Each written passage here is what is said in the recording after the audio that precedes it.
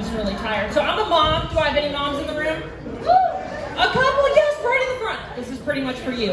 After my set today, none of you will be fucking tonight, okay? I'm gonna ruin that for you. So, my husband lied to me, as you typically do in marriage. So before we were getting married, we had a prenup. It was, I don't want kids. Do you want kids? I don't want kids. Cool. So 5 years in, he's like, yeah, I think I want kids. I'm like, dude, no, we said we weren't doing this. So he got me really drunk, which is pretty easy to do, and I end up pregnant. So the only way to be unpregnant is either the word you're not allowed to say in the South, it's abortion, or birth. Well, shit. So here I am, gonna have a baby, and I am pretty competitive. It turns out my vagina is also very competitive. So I'm also pretty gullible, and I hear about this program called hypnobirthing. It is a hypnosis birthing program. It's on the internet, must be true. So I see these videos, and it's basically like my Wednesday yoga. The birthing room has essential oils. Someone's braiding my hair. There's Kenny G music. Or Kenny G in the corner. I'm fine with that. And that's how I want my birth to go. So in order to make this successful, is I have to listen to these CDs every day, 30 minutes or an hour, of positive birth affirmations. And so in my car, at home, all the time, I'm constantly listening to, your body can birth this child painlessly. You were made to do this. You are a strong, confident woman. When it came time to my due date, my husband believed he could confidently birth our child. The CDs were pretty good.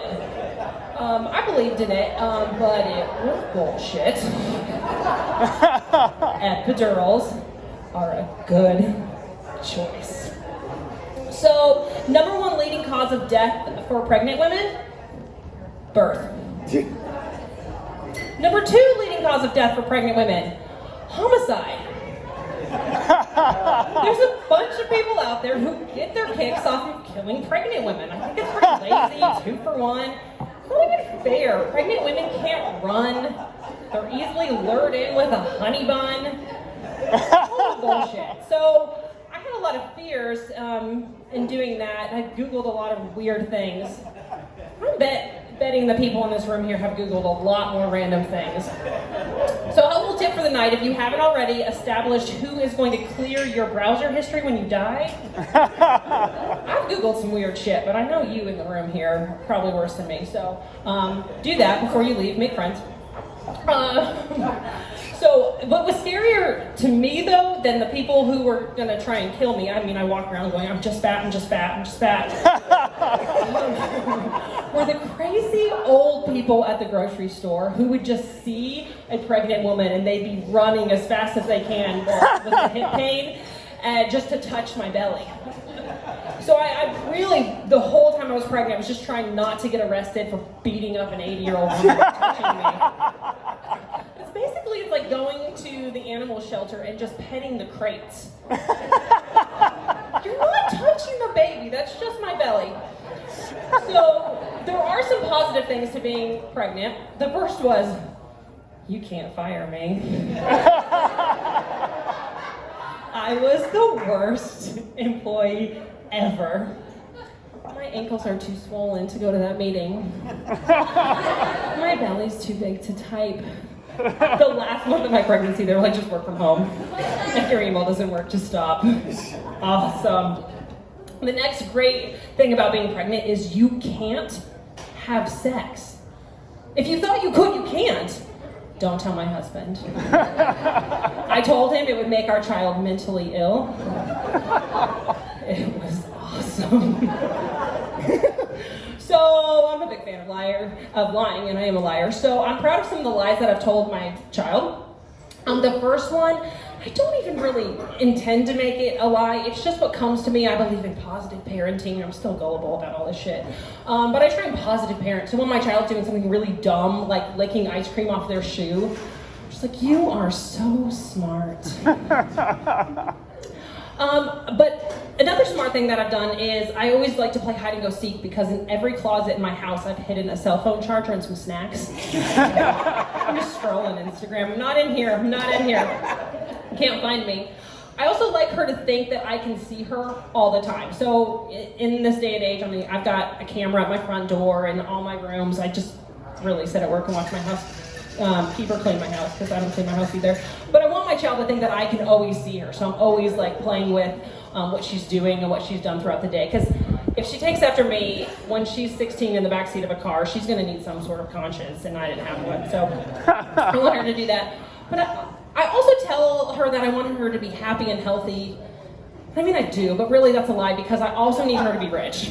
I mean, if I'm gonna have carried you for 10 months, which it is 10 months, it's 40 weeks. Can people not do fucking math? It's not 9 months, it's 10. Then I'm gonna need you to take care of me in retirement.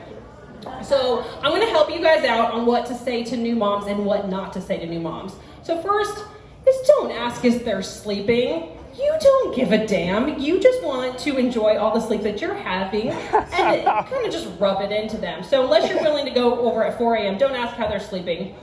And don't say, it's a precious moment. Relish every moment with your sweet child. That is bullshit. What am I supposed to soak in? The breast milk, the poop, the pee? No, don't say that to new moms. Also, don't ask about their birth. Oh wait, no one ever does. No one cares. I just have a mic, so I told you about mine. Why do people care to ask if you're breastfeeding? It's really awkward. And so I'm clearly very honest and have no shame.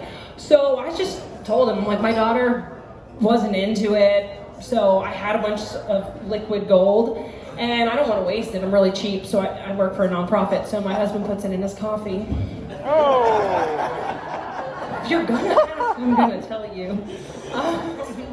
So I also think you need to know what you should tell a new mom. And the last thing we want to hear, right, is you look good for just having had a baby. Like, no, I believe in female empowerment, and I want women to feel confident having just had a baby. I'm not a lesbian or anything, but I always tell them, let's go fuck in my car. That's what women want to hear. Now, if you're charged with harassment or something, I didn't tell you that. It's not my fault. Last thing I'm going to tell you about is how I've been mom shamed. So I wrote a book. It's on Amazon. It's about being pregnant, because I was. So I'm an expert now. That's how self-publishing works.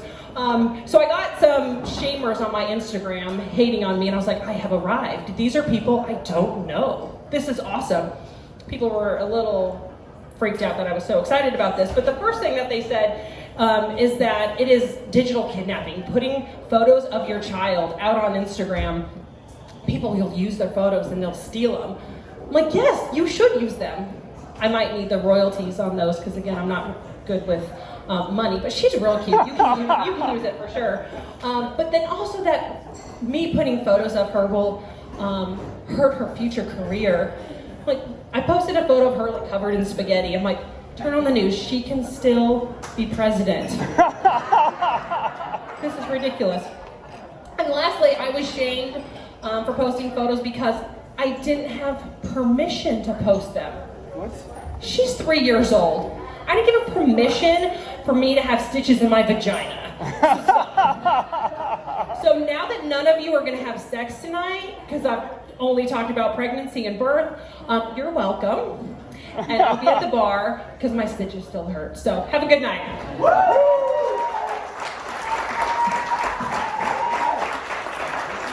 Let's keep it going.